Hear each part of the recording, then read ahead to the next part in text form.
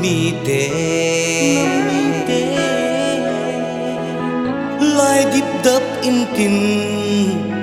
lun hi lung in te khumun in mun de nei lo nam mi te luya ko ato beibang ihive kukilera din in sot ta ikin sungto ni hang kai ding a hita long dang vai ko ni long pa so so ta iding tu kite ki het sa ihi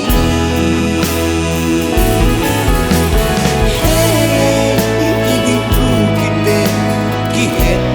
sa ihi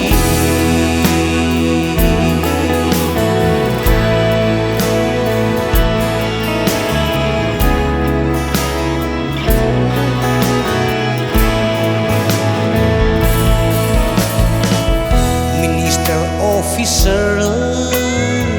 kahiti zong let sung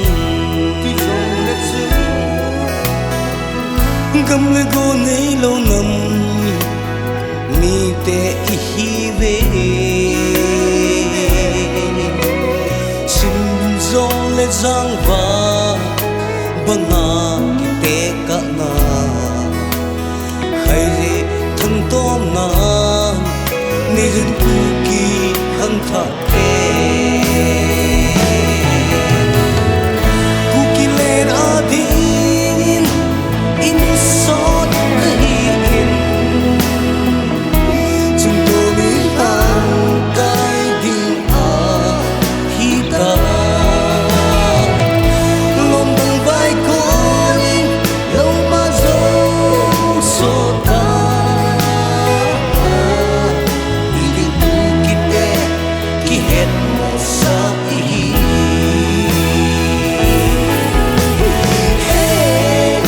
iding tu kite ki het sa ihi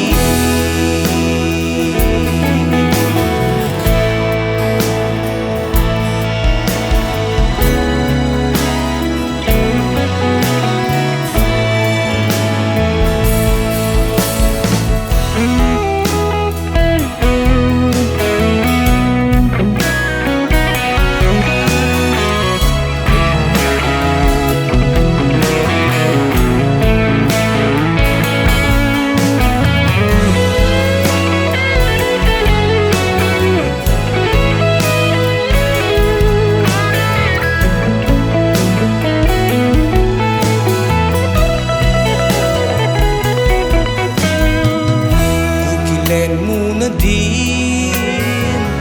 kilung khat angai se lung khat apan kho gal zo na ahi thal zum pana kal so zo lo te